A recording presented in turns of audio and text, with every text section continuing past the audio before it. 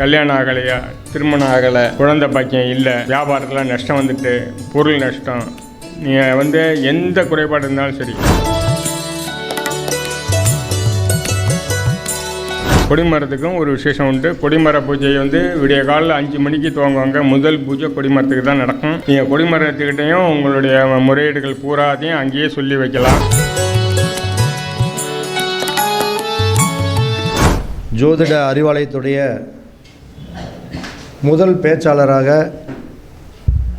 நம்முடைய திருநள்ளாறு பாலையா அவர்கள் பார்த்திங்கன்னா திருச்செந்தூர் முருகனுடைய வழிபாடுகள் யாருக்கு சிறந்தது, ஜாதக ரீதியாக இதை நம்ம எப்படி திருச்செந்தூர் முருகன் கோயிலுக்கு எல்லாருமே போகிறாங்க, இதில் யார் போனால் இன்னும் அதிக பலனை கூடுதலாக கொடுக்கும். எல்லாருமே போகலாம், இருந்தாலும் சில ஜாதக ரீதியாக அந்த முருகனுடைய வழிபாடு யாருக்கு ரொம்ப அற்புதமான சிறப்பான பலனை கொடுக்கும் அப்படிங்கிறதுக்காக நம்முடைய திருநள்ளாறு பாலையா அவர்கள் பேச வந்திருக்காங்க. ஐயா அவர்களை வருக வருக என அன்போடு வரவேற்கிறோம். நம்முடைய பாட்டப்பன் ஐயா அவர்கள் மேடைக்கு வருமாறு அன்புடன் கேட்டுக்கொள்கிறேன்.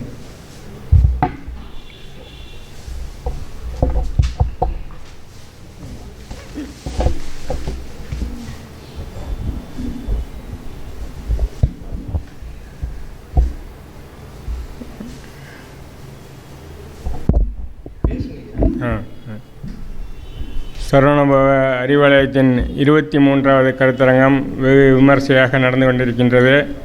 முதல் பேச்சாளராக திருச்செந்தூர் முருகன் பற்றி என்னை பேச ஐயா பணித்திருக்கிறார். முதல் கட்டமாக குருநாதர் பரணி பாரதி ஐயா அவர்களுக்கு வணக்கத்தையும் நன்றியும் தெரிவித்துக் கொள்கிறேன். வந்திருக்கும் தங்கபாண்டியன் ஐயா மற்றும் தமிழகத்தின் முன்னணி ஜோதிடர்கள் வருகை தந்திருக்கிறார்கள். அவர்களையும் வணங்கி அவர்களுடைய ஆசீர்வாதத்துடன் எனது உரையை துவங்குகிறேன். திருச்செந்தூர் முருகன் பற்றி சொல்ல வேண்டுமென்றால் ஒரு நாள் போகாது, 1 மணி நேரம் போகாது, மாத கணக்கில் சொல்கிறதுக்கு விஷயங்கள் நிறைய இருக்கிறது. முதல்ல திருச்செந்தூர் முருகனுடைய வழிபாடுகள் எப்படி கோயிலுக்கு போக வேண்டும் என்பதை சிறிது சொல்லிவிட்டு பிறகு அதனுடைய சிறப்புகளை பற்றி ஒரு 2 விஷயங்களை சொல்லி அப்புறம் ஜாதகத்தில் யாருக்கு அது அதிக பலன் தரும் அப்படிங்கிறதையும் சொல்லி என்னென்ன குறைபாடுக்காரர்கள் வந்தால் எப்படி நிவர்த்திகள் கிடைக்கும், அங்கே என்ன வழிபாட்டு முறைகள் உள்ளது, அங்கே எப்படி செல்ல வேண்டும், இதை பற்றியெல்லாம் நம்ம கொஞ்சம் விளக்கமாக இன்று பார்ப்போம். முதலில் திருச்செந்தூர் செல்ல வேண்டும் என்பவர்கள் முதல்ல வீட்டில் குலதெய்வத்தை வணங்கிட்டு விநாயகர் பெருமானை வணங்கிட்டு அங்கேருந்து சுத்தபத்தமாக ஒரு திருச்செந்தூர் கிளம்புறதுக்கு ஒரு 2 நாளைக்கு முன்னாடியாவது அசைவ உணவை தவிர்த்துட்டு நல்ல ஒரு தியான முறையோடு நீங்கள் திருச்செந்தூர் முருகன் கோயிலுக்கு வந்துட்டு கடல் நீரில் குளிக்கணும். நாழி கிணறு இருக்குது, அங்கே குளிக்கணும். குளிச்சுட்டு நேராக அதோட உடைகள் எல்லாம் மாற்றி நல்ல பெரும்பாலும் ஒரு புது உடைகளாக இருந்தால் ரொம்ப நல்லது, விசேஷம். உடைகள் மாற்றிக்கொண்டு நிறைய அங்கே அறைகள் இருக்கின்றன, குளிப்பதற்கு எல்லாம் செஞ்சுட்டு அந்த கடல் நீர் குளியலோடு அப்படியே போனால் ரொம்ப நல்லது. அப்படியே போய் முதலில் மூவர் சமாதியில் அமர்ந்து ஒரு 11 நிமிடம் தியானம். 11 நிமிடம் தியானம். நமது குறைகள் அனைத்தையும் சொல்ல வேண்டிய இடம் மூவர் சமாதி தான். இந்த மூவர் சமாதி என்றால் யார், அவங்களுடைய சிறப்பு என்னங்கிறத நான் மறுபடியும் சொல்கிறேன். இந்த மூவர் சமாதிங்கிறதுக்கு காசிசாமி, மௌனசாமி, ஆறுமுகசாமின்ட்டு 3 பேர். 3 பேரும் சன்னியாசிகள். அவங்கள பற்றி நான் விரிவாக சொல்கிறேன். முதல்ல வழிபாட்டு முறைகளை சொல்லிக்கிறேன். அவங்கள்ட்ட உட்காந்து 11 நிமிடம் அங்கே உட்காந்து தியானத்திலிருந்து நமக்கு என்னென்ன குறைகள், என்னென்ன தேவைகள் வேண்டும் என்பதை எல்லாத்தையும் அவங்கள்ட்ட சொல்லிட்டா அவங்க தான் முருகப்பெருமான்கிட்ட ரெக்கமெண்ட் பண்ணி, இப்போ ஒரு முதலாளி இருக்கார், ஒரு அரசியல் தலைவர் இருக்காருனாக்கா, அந்த எம்எல்ஏவே இருக்கார் உங்கள் ஊர்லனாக்கா, யார் சொன்னால் அந்த எம்எல்ஏ கேட்பார்னு ஒன்று இருக்குல்ல. இப்போ முதல்ல போய் நம்ம டைரெக்டாக எம்எல்ஏவோ மந்திரியவோ டைரெக்டாக பார்க்க முடியாது. அதுக்கு முன்னாடி சில பேர் இருப்பாங்க, அவருக்கு வேண்டியவங்கெல்லாம் இருப்பாங்க. அவங்கள்ட்ட விஷயங்களை சொன்னோம்னா அவங்களே முடிச்சு கொடுத்துருவாங்க, நேரத்துக்கு அந்த மாதிரி பேசி முடிச்சு கொடுப்பாங்க. அந்த வகையில் இந்த மூவர் சமாதிக்கு போனோம்னாக்கா நம்ம குறைகளை அங்கே வச்சோம்னாக்கா ஒரு 11 நிமிடம் அங்கே இருந்து தியானம் பண்ணி நம்ம குறைகளை அங்கே சொல்லும்போது அவங்க முருகன்கிட்ட எடுத்து சொல்லி நமக்கு நல்ல ஒரு பலனை நமக்கு ஏற்படுத்தி தருவாங்க. இதுதான் அங்கே உள்ள வழிமுறை. அதை முதல்ல முடிச்சுட்டு அதுக்கு பிறகு அப்படியே வெளியில் வந்து பஞ்சலிங்கம், அடுத்தது குரு தட்சிணாமூர்த்தி இருக்காங்க, சனி பகவான் இருக்கார், நாராயணன் இருக்கார்.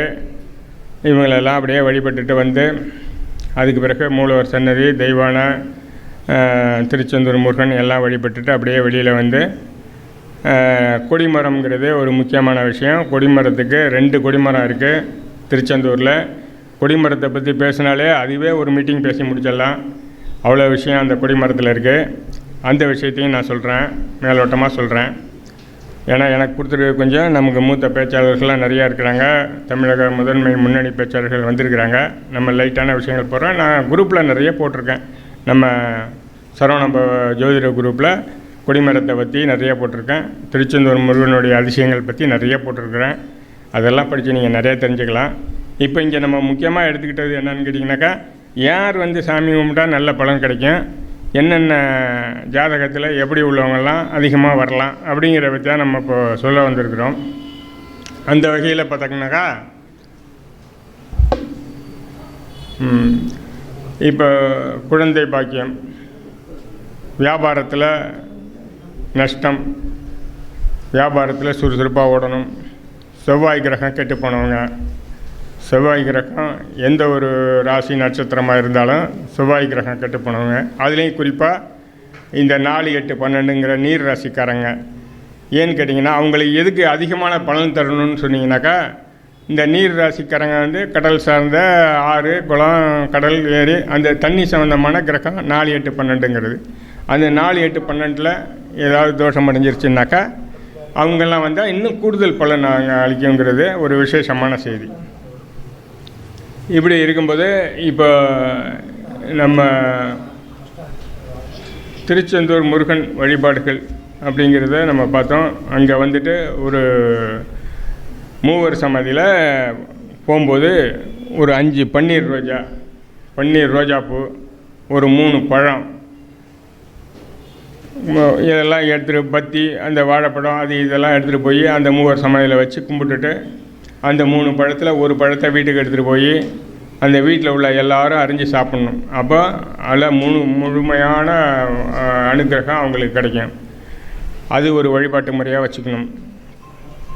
பிறகாட்டு நீங்கள் வந்து எந்த குறைபாடு இருந்தாலும் சரி, கல்யாணம் ஆகலையா, திருமணம் ஆகலை, குழந்தை பாக்கியம் இல்லை, வியாபாரத்தில் நஷ்டம் வந்துட்டு, பொருள் நஷ்டம், எதுவும் விளங்க மாட்டேங்குது, வச்ச வியாபாரம் நடக்க மாட்டேங்குது, எதிரிகள் தொல்லை, திருஷ்டி தோஷங்கள் நிறைய இருக்குது, என்ன பண்ணுறதுன்னு தெரியல, எப்படி போனாலும் கொஞ்சம் முன்னேறினா 10 அடி முன்னே போனோம்னா 20 அடி பின்னே வருது. இந்த மாதிரி இருக்கிறவங்களாம் போய் திருச்செந்தூர் முருகனை கெட்டியமாக பிடிச்சிக்கணும். வீட்டிலேருந்தே விரத முறையை ஆரம்பித்து கோயிலில் போய் இந்த வழிபாட்டு முறை, இந்த நாழி கிணறு, கடல், அதெல்லாம் கும்பிட்டு மூவர் சமாதியில் போய் சொல்லி அதுக்கு பிறகு திருச்செந்தூர் முருகனை வந்து வழிபாட்டு பண்ணி கொடிமரத்தில் வந்து, கொடிமரத்துக்கும் ஒரு விசேஷம் உண்டு. கொடிமர பூஜை வந்து விடிய காலையில் 5 மணிக்கு துவங்குவாங்க. முதல் பூஜை கொடிமரத்துக்கு தான் நடக்கும். நீங்கள் கொடிமரத்துக்கிட்டையும் உங்களுடைய முறையீடுகள் பூராத்தையும் அங்கேயே சொல்லி வைக்கலாம். அங்கே சொன்னீங்கன்னாலும் நல்ல எடுபடும். அங்கே கொடிமரத்தில் வந்து 21 தேவதைகள் இருக்கிறாங்க. கீழே வந்து சொரிமுத்து ஐயனார் இருக்கார். அவங்களையெல்லாம் வழிபட்டு அந்த கொடிமரத்தில் இன்னமும் அப்படியே தான் இருக்காங்க. இந்த கொடிமரத்தை வெட்ட போகும்போது இப்போது மாசி திருவிழா ஆரம்பித்தாங்க. ஒரு காலத்தில் மாசி திருவிழா ஆரம்பிக்கும் கொடிமரம் இல்லாமல் இருந்துச்சு. இந்த கொடிமரத்தை வெட்டிட்டு வர சொல்லி முருகன் ஆசாரின்னு ஒரு ஆசாரியா அந்த ஊரில் இருக்கிறவரை ஏற்பாடு பண்ணாங்க.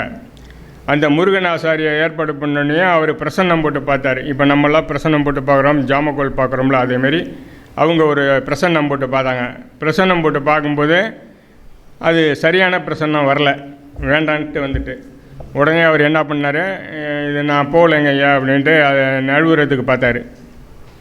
அந்த ஊர் தலைவரெலாம் விட்றதா இல்லை, கொடிமரம் இல்லாமல் திருவிழா பண்ண முடியாதுயா, கொடி ஏற்றணும் ஐயா, திருவிழானாக்கா கொடி ஏற்றணும், முதல்ல இருந்து முறிஞ்சு போச்சு. அப்போ கொடிமரம் இல்லாமல் பண்ண முடியாது, நீ கொடிமரம் கொண்டு தான் ஆகணும், நீ தான் அதுக்கு சரியான ஆள் அப்படின்னு சொல்லி அவரை தலையில் கட்டிடுறாங்க. சரின்ட்டு ஒரு 21 பேரோட 21 வண்டியை பூட்டிக்கிட்டு 21 பேரை அழைச்சிக்கிட்டு கொடிமரம் வெட்டுறதுக்கு போயிட்டுருக்காரு. போகும்போது ஊர் எல்லையில் அம்மன் சாமி இருக்குது, காளியம்மன் இருக்குது. இந்த அம்மன் சாமியை நம்ம கும்பிட்டுட்டு போகணுன்னு சொல்லிட்டு எல்லாரையும் நிப்பாடி வச்சுட்டு ஒரு கருவறைக்குள்ளே போய் கும்பிட்டுக்கிட்டு இருக்கும்போது அம்மன் சிலையிலேருந்து கண்ணில் தண்ணியாக வடியுது. என்னடா அம்மன் ஏன் அழுகுது அப்படின்னு சொல்லிட்டு, என்னம்மா என்ன பிரச்சனை, நான் இது மாதிரி கிளம்புறேன், உன்கிட்ட உத்தரவு வாங்க வந்திருக்கேன், நீ இப்படி அழுதுகிட்டு இருக்கே அப்படின்னு கேட்குறாரு. அப்படி அழுதுகிட்டு இருக்குன்னு கேட்கும்போது, நீ 21 பேரோட போகிற, நீ மட்டும்தான் திரும்பி வருவ, அதை நினச்சி தான் நான் வருத்தப்பட்டு அழுதுகிட்டு இருக்கேன் அப்படின்னு சொன்னோன்னே, என்னம்மா இப்படி சொல்கிறீங்க என்னன்னு, இல்லை இதுதான் இப்போ நடக்க போகிறது விதி, நீ போயிட்டு வா, பத்திரமா போயிட்டு வா அப்படின்னு சொல்லி அனுப்பிடுறாங்க. நீ இந்த விஷயத்த உன்னோட வர 21 பேர்கிட்டையும் நீ சொல்லக்கூடாது, சொல்லாமல் தான் நீ அழைச்சிட்டு போகணும் அப்படின்னு சொல்லிடுறாங்க. சரின்னு சொல்லிட்டு இவர் மனசு வருத்தத்தோடு இப்படியே போகிறாரு. என்னடா பண்ணுறேன்னு தெரியாமல் போயிட்டு இருக்கும்போது என்ன செய்கிறாருனாக்கா, போகிற வழியில் அவருக்கு தெரிஞ்ச சின்னத்தம்பி மறைக்காருன்னு ஒருத்தர் இருக்கார். அவர் ஒரு மாந்திரிகம்லாம் நிறையா தெரிஞ்சவர், தாந்திரிகம் மாந்திரிகத்தில் அவர் ஒரு பெரிய வல்லவர். சரி, இவரையும் கொஞ்சம் துணைக்கு அழைச்சிட்டு போவோம், எதாக இருந்தாலும் நமக்கு எதுவும் ஆபத்துன்னா இவர் மந்திரம் பண்ணி காப்பாற்றிடுவார் அப்படின்னு சொல்லிட்டு அவரை சின்னத்தம்பி மறைக்காரை போய் கேட்குறாரு. அவங்க வரவேற்று அவங்க வீட்டில் எல்லாம் காப்பி கீப்பிலாம் கொடுத்து என்ன இது பண்ணோன்னே, இந்த மாதிரி நீங்கள் என்னோட வரணும் அப்படின்னு சொல்லி கேட்கும்போது அந்த சின்னத்தம்பி மறைக்கவரோட மனைவி சொல்கிறாங்க, நான் ஒரு வாரத்துக்கு முந்தைய ஒரு கனவு கண்டேன், அது சரியான இதாக இல்லை, உங்களுக்கு ஒரு ஆபத்தான நேரமாக இது இருக்குது, நீங்கள் அவர் கூட போகாதீங்க அப்படின்னு அவங்க மறுக்கிறாங்க. அந்த மனைவி மறுக்கிறாங்க. அப்போ இவர் சொல்கிறாரு, எது நடந்தாலும் பரவாயில்ல, அவர் முருகனுக்காக கேட்குறாரு, உதவிக்காக கேட்குறாரு, முருகனுக்கு கொடிமரம் வெட்டுறதுக்காக கேட்குறாரு, எது நடந்தாலும் பரவாயில்ல, நான் போய் தான் அப்படின்னு சொல்லிட்டு ஒரே பிடிவாதமாக அவரோட கிளம்பி போயிடுறாரு. இப்படி கிளம்பி போகும்போது காக்காட்சி மலைக்கு போகிறாங்க. ஃபஸ்ட்டு அங்கே ஒன்றும் சரியான மரம் இல்லை. அப்படி இப்படி சுற்றி ஒரு பொதிகை மலையில் ஒரு மரத்தை பார்த்துட்றாங்க. நல்ல உயரமான சந்தன மரம், ஒரு 25-30 உயரத்தில் நல்ல உயரமான ஒரு கரெக்டான மரம். அது அவங்களுக்கு ஒரே சைஸான மரம், கொடி மரம் கிடைக்கிது. சரின்னு மரக்காரை கூப்பிட்டு, இந்த மரத்தை நம்ம வெட்டலாமா என்னன்னு பாருங்கள், இது நல்ல பொருத்தமாக இருக்குது அப்படின்னு சொல்லும்போது அவர் உட்காந்து தியானத்தில் பார்க்குறாரு. இது வெட்டலாமா என்ன, எதுவும் பிரச்சனை இருக்கான்னு பார்க்கும்போது அதிர்ந்து போகிறாரு. 21 தேவதைகள் இருக்குது அதில். என்னடா இப்படி இருக்குது அப்படின்னு சொல்லிட்டு, சரி ஒன்றும் பிரச்சனை இல்லை, நான் இந்த தேவதையெல்லாம் நான் மந்திரம் பண்ணி கட்டுப்படுத்திடுறேன், நீ ஆளெல்லாம் அழைச்சிட்டு போய் வெட்டு அப்படின்னு சொல்லிடுறாரு. இவர் உட்காந்து மந்திர உச்சாட்டம் பண்ணிகிட்டு இருக்காரு. 21 பேர் கோடாலியோட வெட்ட போகிறாங்க. கோடாலி அப்படியே திரும்பி 21 பேர் கழுத்தையும் வெட்டிடுது. மந்திர ஒலி அப்படியே நின்றுடுது. ஆறுமுகனாசாரி ஓடி போய் பார்க்குறாரு. பயந்துட்டு ஓடி போய் என்னாச்சு மரக்கார் இருக்காரான்னு பார்க்குற, மரக்கார் ரத்தம் கக்கி செத்து கிடக்கிறாரு. ஐயோ என்னடா அப்படி இருக்குன்ட்டு திரும்பி பார்த்தாக்கா 21 தேவதைகளும் இந்த முருகனாசாரியை திரட்டிக்கிட்டு வர்றாங்க. இவர் ஓடுறாரு ஓடி போய் அங்கெங்கெல்லாம் அலைஞ்சு கிளைஞ்சி சொரிமுத்தையனார் கோயில் இருக்குது, அதுக்குள்ளே போய் நுழைஞ்சிடுறாரு. ஐயா இது மாதிரி நாங்கள் மரம் வெட்டவங்க வந்த முருகன் கோயிலுக்கு என்ன தேவதைகள்லாம் திரட்டிக்கிட்டு வருது, இந்த மாதிரி நான் கூப்பிட்டு வந்த 21 பேரும் இறந்துட்டாங்க அப்படின்லாம் சொல்லும்போது உடனே அந்த சொரிமுத்து ஐயனார் யார் திரட்டிக்கிட்டு வரான்னு வெளியில் பார்க்குறாரு. 21 தேவதைகளையும் திரட்டிக்கிட்டு வருது. திரட்டிக்கிட்டு வந்தோடனே எல்லாரையும் நிப்பாட்டி சமாதானம் பண்ணுறாரு. திருச்செந்தூர் முருகன் எனது சகோதரன் தான், நீ அவனுக்கு மரம் வெட்டுறதுக்கு நீ ஏன் தடை பண்ணீங்கன்னா, நாங்கள் பல 100 காலமாக இந்த மரத்தில் சந்தன மரத்தில் இருக்கோம், இந்த ஆள் ஒரு மந்திரவாதியை கூப்பிட்டு எங்களெல்லாம் கட்டுப்படுத்திட்டு இந்த மரத்தை வெட்டிட்டு போக பார்க்குறான், நாங்கள் எப்படி விட்டுட்ருக்க முடியும் அப்படின்னு அந்த தேவதைகளெல்லாம் சொல்லும்போது, சரி ஒன்றும் பிரச்சனை இல்லை, நீங்கள் அந்த மரத்துலேயே இருக்கலாம், நீங்கள் எல்லோரும் போய் நான் திருச்செந்தூர் முருகன் எனக்கு சகோதரன், நான் அவன்கிட்ட உத்தரவு வாங்கிக்கிறேன், நீங்கள் எல்லோரும் போய் அந்த மரத்துலேயே குடியிருக்கலாம், அங்கேயே இருந்து நீங்கள் அருள்லாம் புரிங்க, இந்த 21 வண்டியையும் பூட்டி நீங்களே கொண்டு போய் அந்த மரத்தை கொண்டு போய் அங்கே பிரதிஷ்டை பண்ணி நிறுவிட்டு நீங்கள் அங்கேயே இருக்கலாம், முதல் பூஜை உங்களுக்கு நடக்கும், உங்களுக்கு எல்லா மரியாதையும் கிடைக்கும், நீங்கள் இங்கே சௌக்கியமாக இருக்கலாம் அப்படின்னு சொல்கிறாரு. சரின்ட்டு அதுக்கு பிறகு அந்த 21 தேவதைகளும் தான் இந்த 21 வண்டியை பூட்டி அந்த கொடிமரத்தை கொண்டாந்து இங்கே பிரதிஷ்டை பண்ணுறாங்க. 21 தேவதைகளும் அங்கேயே இருக்கிறாங்க. மேலே சங்கடத்தான் ஒருத்தர் இருக்கார். தேர் ஸ்டார்ட் பண்ணும்போது அந்த சங்கடத்தான் தேரில் ஏறிட்டாரான்னு உத்தரவு வந்த பிறகு தான் அந்த தேரையே கிளப்புவாங்க.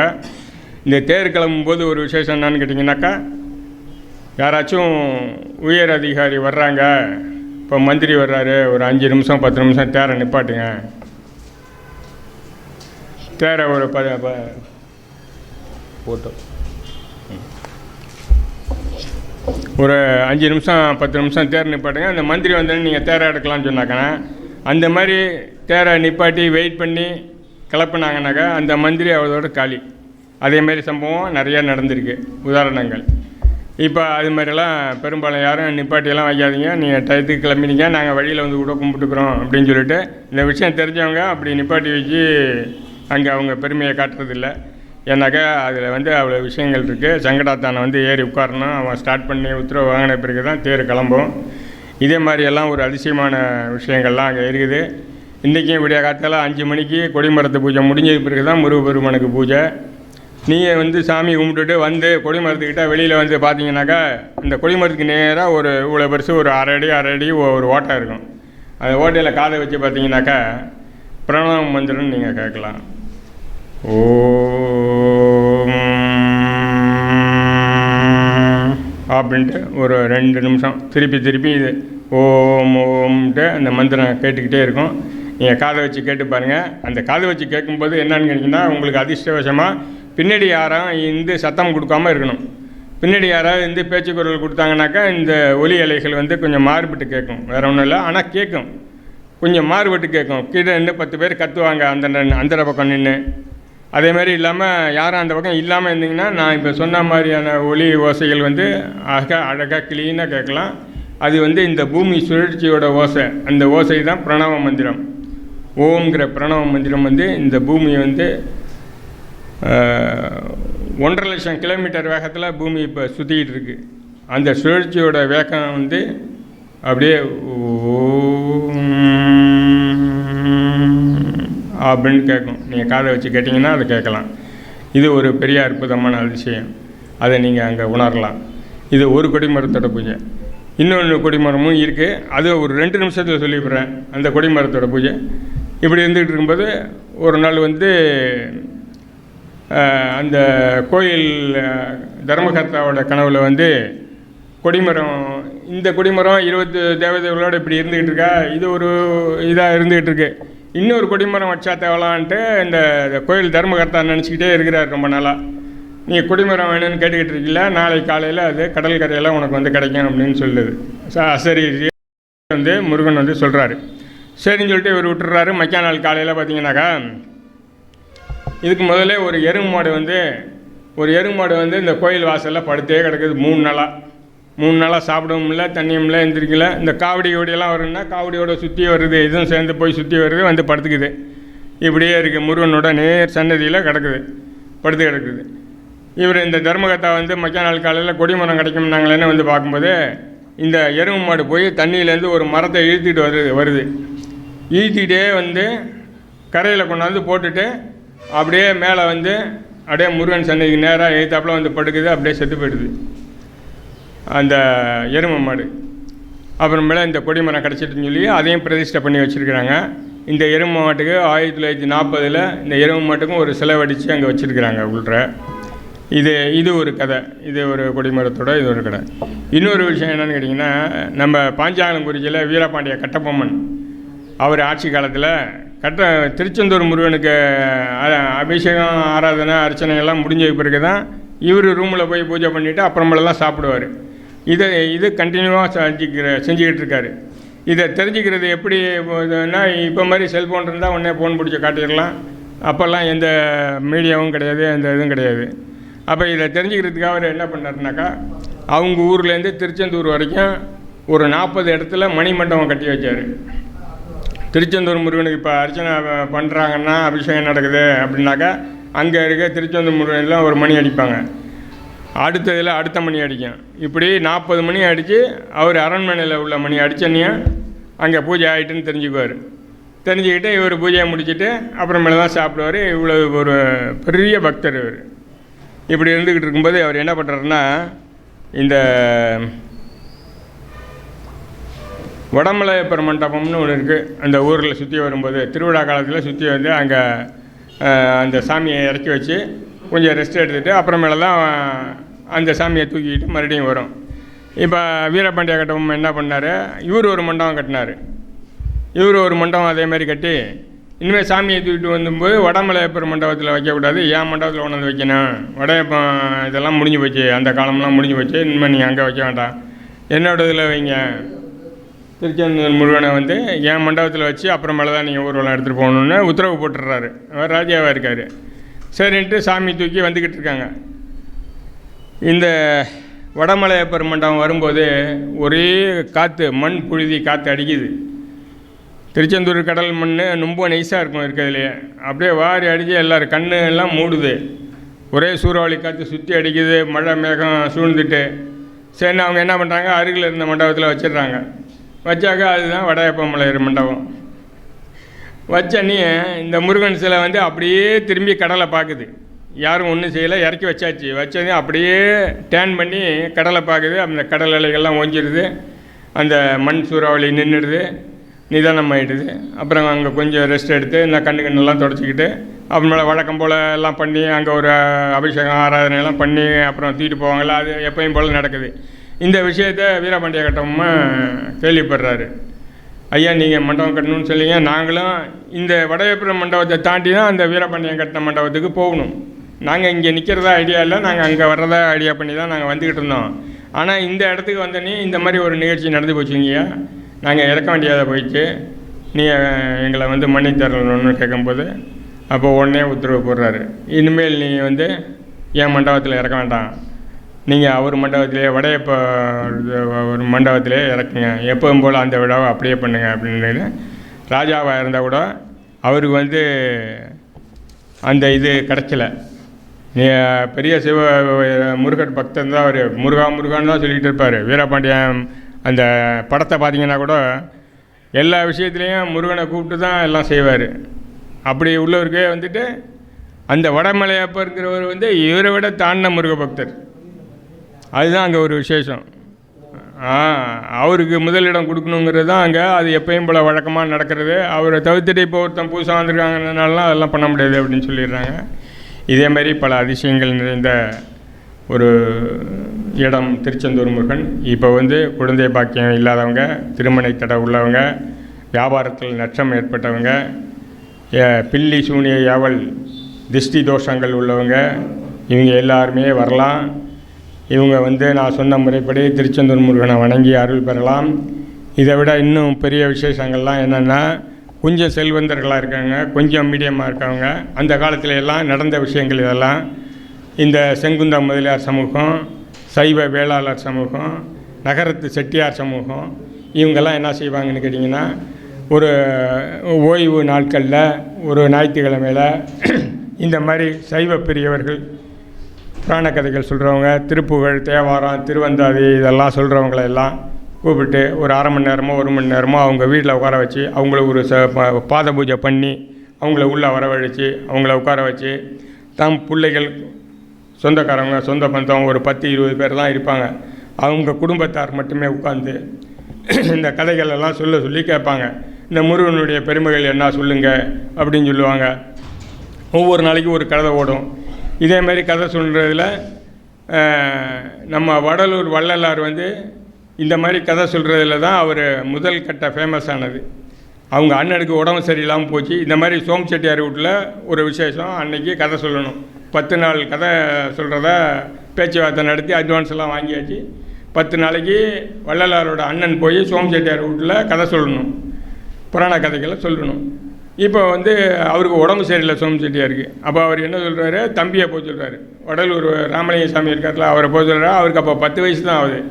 நீ போய் ஏதாவது கற்பூரம் கட்டிட்டு 4 வார்த்தையை சொல்லிவிட்டு வாடா, அண்ணாவுக்கு உடம்பு சரியில்லை, இன்றைக்கி என்ன அனுப்பிச்சாரு அப்படின்னு சொல்லிட்டு ஏதாவது 4 வார்த்தையை சொல்லிவிட்டு நீ வந்துடு, நான் போய் நாளைக்கு பார்த்துக்கிறேன் அப்படின்றாரு. இவர் போகிறவர் பேசுகிறாரு, கற்பூரம்லாம் காட்டி நைவேத்தியம்லாம் பண்ணிவிட்டு இவர் பேச்சை துவங்குறாரு. அரை மணி நேரம் பேசுகிறாரு, 1 மணி நேரம் பேசுகிறாரு. எல்லோரும் கைத்தட்டுறாங்க. பேசுகிறத நிப்பாட்ட முடியலை. நல்ல ஒரு சொற்பொழிவு 2 மணி நேரம் நல்லா சொற்பொழிவு நல்லா பண்ணிவிட்டு வரும்போது செட்டியார் அசந்து போயிடுறாரு. நீயே தொடர்ந்து வா, அண்ணா வர வேண்டாம்னு சொல்லிவிடு. 10 வயசு பையன், நீயே வந்துருப்பா, நீ நல்லா சொல்கிற, விளக்கங்கள்லாம் நல்லா இருக்குது, அப்போ நீயே வந்துடு, டெய்லி அண்ணா வர வேண்டாம்னு சொல்லிவிடு அப்படின்னு சொல்லிட்டு ஒரு பெரிய பண மூட்டையும் கொடுக்குறாங்க. இவர் பண மூட்டையை கொண்டாந்து கணத்தடியில் வச்சுட்டு வீட்டுக்கு போயிடுறாரு. அவர்கிட்ட அண்ணன்ட்ட சொல்கிறாரு என்ன தான் வர சொல்கிறாங்க அப்படின்னு சொல்லிட்டு. அப்புறம் அவர் தொடர்ந்து போகிறாருன்னு வச்சுக்கங்களேன். இப்போ நான் இது எதுக்கு சொல்கிறேன்னாக்கா, இந்த மாதிரி ஒரு பழக்க வழக்கங்கள் இருந்தது. இப்போ அது இல்லை. பெரிய கொஞ்சம் வசதியாளர்கள் வீட்டிலெல்லாம் வந்து இந்த மாதிரி புராண கதைகளை சொன்னாக்கா என்ன அதில் ஒரு புண்ணியம் பெனிஃபிட் என்னன்னு கேட்டிங்கனாக்கா, இப்போ ஒரு கணபதி ஹோமம் பண்ணுறோமா, அந்த மாதிரி ஒரு கணபதி ஹோமம் பண்ணுற புண்ணியம், ஒரு பில்லி சூன்யம், ஒரு ஏவல், ஒரு திருஷ்டி தோஷம், இதெல்லாம் அந்த வீட்டில் இருக்கவே இருக்காது. இது மட்டும் இல்லை, அந்த வீட்டு பிள்ளைங்களுக்கு, வாரிசுகளுக்கு, கணவன் மனைவிக்கு ஒரு அப்பா அம்மா இருப்பாங்க. அந்த பையனுக்கு மருமவ, அந்த அவங்களுக்கு குழந்தைகள், இதெல்லாம் சேர்ந்து ஒரு குடும்பம்ங்கிறது அப்போ ஒரு கூட்டு குடும்பம். இதோடு இல்லாமல் அந்த அப்பாவோட அண்ணன் தம்பிகளும் அதே வீட்டிலே இருப்பாங்க. பெரிய பெரிய வீடாக இருக்கும். ஒரு 500 பேர் வசிக்கிற வீட்டில் ஒரு 20 பேர் 10 பேர் தான் வசிச்சுட்டு இருப்பாங்க. அந்த மாதிரி இருக்கிற குடும்பத்தில் வந்து தான் இந்த சொற்பொழிவுகள்லாம் நடக்கும். அப்போ இந்த சொற்பொழிவுகளும் நன்னெறி கதைகளும் இந்த மாதிரி நடந்த அதிசயங்களையும் இப்படியெல்லாம் சொல்லும்போது என்ன ஆகுன்னு கேட்டிங்கனாக்கா, அவங்களுக்கு ஒரு நல்ல ஒழுக்கம் உண்டாகும், ஒரு ஒற்றுமை உண்டாகும். அண்ணன் சொன்னால் கேட்கணும், தம்பி சொன்னால் கேட்கணும், நல்ல கருத்து சொன்னால் கேட்கணும். மனைவிங்கிறவ கணவன்கிறவனுக்கு மனைவிங்கிறவ கட்டுப்பட்டு அவர் சொல் பேச்சு கேட்டு நடக்கணும். எப்படியெல்லாம் பிள்ளைங்க பணிவிடைகள் செய்யணும் அப்படிங்கிற ஒரு நல்ல ஒழுக்க முறைகள்லாம் அவங்களுக்கு வந்து சொல்லுவாங்க, இவங்க சொல்லுவாங்க. இதெல்லாம் வந்து நடைமுறையில் நடந்துக்கிட்டு இருந்தது. இன்றைக்கி வந்து வேகமான உலகத்தில் எதையும் காதில் வாங்கிறதுக்கும் நேரம் இல்லை. நம்ம சொன்னாலும் அதை வந்து புரிஞ்சுக்கிறதுக்கும் அவங்களுக்கு ஒரு சக்தி இல்லை. அதனால் எல்லா வீட்லேயும் பில்லி சூன்யம் தாண்டவம் மாடுது, கண் திருஷ்டி தாண்டவம் மாடுது. பணம் வந்தால் சேரவே மாட்டேங்குது, நிற்கவே மாட்டேங்குது. எவ்வளோ சம்பாதிச்சாலும் 1 லட்ச ரூபா சம்பளம் வாங்குறான் அன்றைக்கி. அவங்க பார்த்தீங்கன்னாலும் ஒரு பைசா மிச்சம் இல்லைங்க. நானும் கடனில் தாங்க இருக்கிறேன், இஎம்ஐ கட்டுறதுக்கே சரியாக போடுது. இப்படி தான் வாழ்க்கை ஓடிக்கிட்டு இருக்குனாக்கா, அதுக்கு காரணம் என்னாக்கா, நன்னெறி முறைகளை அவங்க கடைப்பிடிக்கலை, நல்ல விஷயங்களை காதில் வாங்கலை. இதுதான் அவங்களுக்கு காரணம். கடவுள் பற்றினது, கடவுளுடைய அருமை பெருமைகள், எங்கெங்கே என்னென்ன நடந்தது, எப்படிங்கெல்லாம் அதிசயங்கள் நடந்தது, எங்கே போனால் என்ன தீரும், இப்படிங்கெல்லாம் எதையுமே தெரிஞ்சுக்கிறதில்ல. சாமி கும்பிட்டே போனாலும் என்ன சாமி கும்பிட்றாங்கன்னு அவங்களுக்கும் தெரியல. ஒரு ஜாலியாக கோயிலுக்கு போகிறாங்க, அவ்வளோதான். கும்பிட்றாங்க, அர்ச்சனை பண்ணுறாங்க, 5 நிமிஷம் நின்று அப்படியே வந்துடுறாங்க. ஒரு கோயிலுக்கு போனால் ஒரு மணி நேரமாவது உட்காரணும், அரை மணி நேரமாவது எடுத்துக்கணும். இப்போ திருச்செந்தூருக்கெல்லாம் வந்தால் ஒரு நாளை ஒதுக்கிட்டு வரணும். அந்த மூவர் சமாதியில் உட்காரணும். அந்த கோயில் வளாகத்தில் எவ்வளோ நேரம் இருக்க முடியுமோ அவ்வளோ நேரம் இருக்கணும். எவ்வளோக்கு இருக்க அவங்களுக்கு இப்போ சக்தி கூடும். அங்கெல்லாம் வந்து நல்ல வைப்ரேஷன் அப்படியே பறந்து விரிந்து கிடக்கு. ஒரு வேஷ்யம் மட்டும் கட்டிக்கிட்டு, உள்ளாடைகள் மட்டும் போட்டுட்டு, ஆண்களாக இருந்தாக்கா மேலே ஒரு துண்டை மட்டும் போட்டுட்டு இருக்கணும். அந்த பௌர்ணமி வெளிச்சத்தில், பௌர்ணமி அன்னைக்கு போனாங்கன்னாக்கா அவ்வளோ விசேஷம் வைப்ரேஷன் இருக்குது. அந்த பௌர்ணமி வெளிச்சத்தை உள்வாங்கணும். நைட்டு அங்கே உட்காந்து நிலாச்சோறு சாப்பிட்ணும் திருச்செந்தூர் கடற்கரையில். இதிலெல்லாம் நிறைய விஷயங்கள் இருக்குது, நிறைய உங்களுக்கு பலன்கள் இருக்குது, நிறைய வைப்ரேஷன் இருக்குது. சந்திர பகவானை வழிபட்ட புண்ணியம் கிடைக்கும்.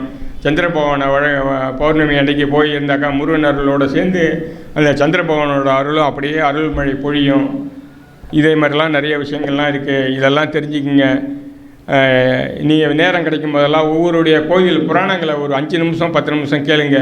இந்த ரீல்ஸு பார்க்குறது, அந்த நடிகைகளை பற்றி பார்க்குறது, அந்த நேரத்தெல்லாம் விட்டுட்டு இந்த மாதிரி இதெல்லாம் பார்த்தீங்கன்னாக்கா, இந்த கதைகளை கேட்டிங்கனாலே உங்களுடைய திருஷ்டி தோஷங்கள், பில்லி சூனியங்கள், கடன் பிரச்சனைகள், இதெல்லாம் ஒவ்வொரு தலத்தோட, குறிப்பாக திருச்செந்தூர் முருகனோட தல பெருமைகளை கேட்டிங்கன்னாக்கா, முருகப்பெருமன் அப்படியே அருள் அள்ளி வழங்கிடுவார், வீசிடுவார். இதெல்லாம் உங்களுக்கு வந்து ஒரு நல்ல வைப்ரேஷனை கொடுக்கும். இதுக்கெல்லாம் நிறைய உதாரணம் இருக்குது. இன்னொரு 2 நிமிஷம் எனக்கு கொடுங்க. இந்த மூவர் சாமிகளை பற்றி சொல்லிடுறேன். மௌனகுரு சாமி, காசி சாமி, ஆறுமுக சாமிங்கிறவங்கெல்லாம் யாருன்னு கேட்டிங்கனாக்கா, அவங்கெல்லாம் ஒன்றும் இல்லாத ஒரு சன்னியாசிகள். அவங்க ஒரு திருச்செந்தூர் மண்டபத்தில் வந்து டெய்லி அந்த உண்டக்கட்டியெல்லாம் வாங்கி தின்னுட்டு சும்மா படுத்து கிடப்பாங்க. அவங்க படுத்து கிடக்கும்போது அவங்களுக்கு ஒரு உள் உணர்வு தோணுது, எப்படியாவது இந்த இடிஞ்ச மண்டபங்களெல்லாம் நம்ம சீர் பண்ணி நல்லா கட்டணும், இந்த முருகன் கோயிலை சூப்பராக கட்டணும், இதெல்லாம் நமக்கு இன்னும் எப்படியாவது நம்ம இது செஞ்சாகணும் அப்படின்னு 3 பேரும் பேசிக்கிட்டே படுத்துக்கிறாங்க. ஆண்டி மடம் கட்டின கதைன்னு சொல்லுவீங்க, அது இது தான், வேறு ஒன்றும் இல்லை.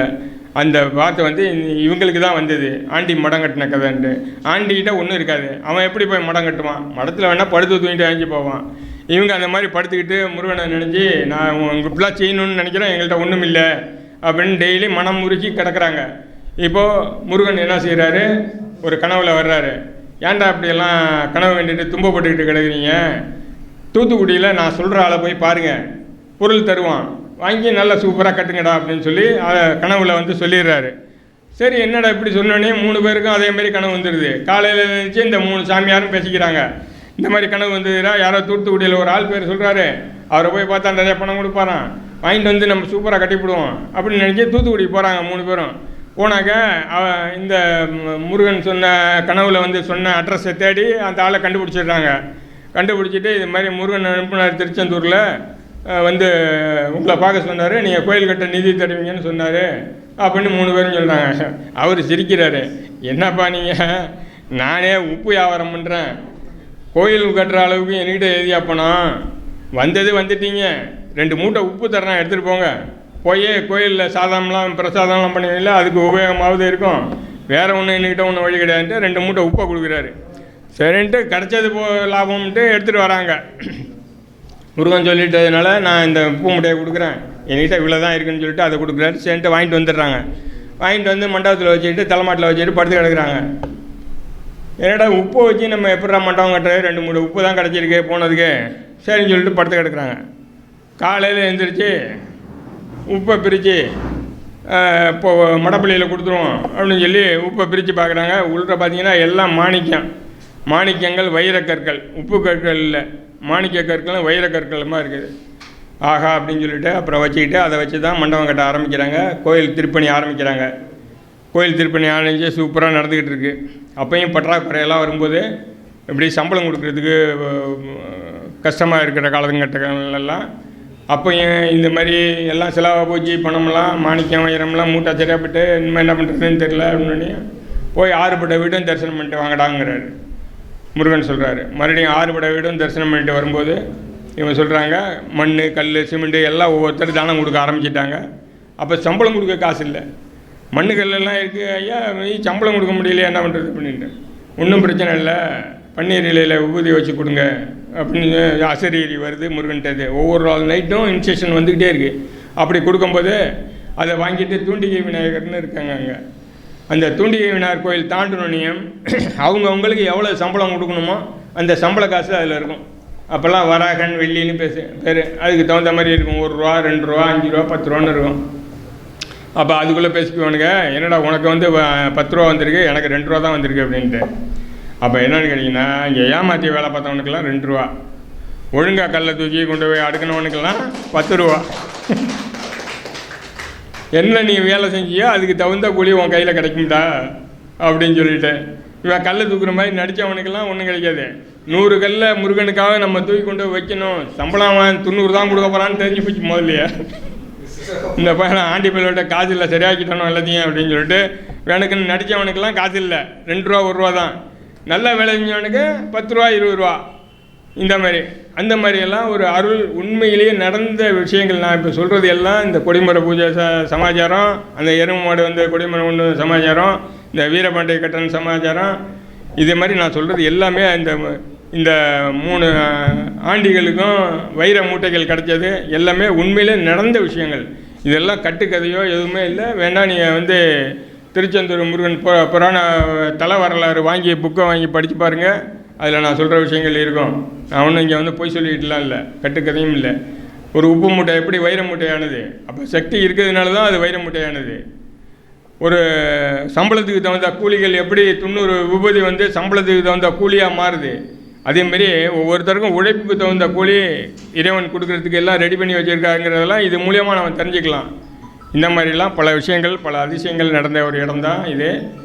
இப்போது கூட்டி கழித்து மொத்தமாக நம்ம என்ன சொல்கிற வரோம்னு கேட்டிங்கனாக்கா, நிறைய விஷயங்கள் நான் சொல்லிட்டேன்.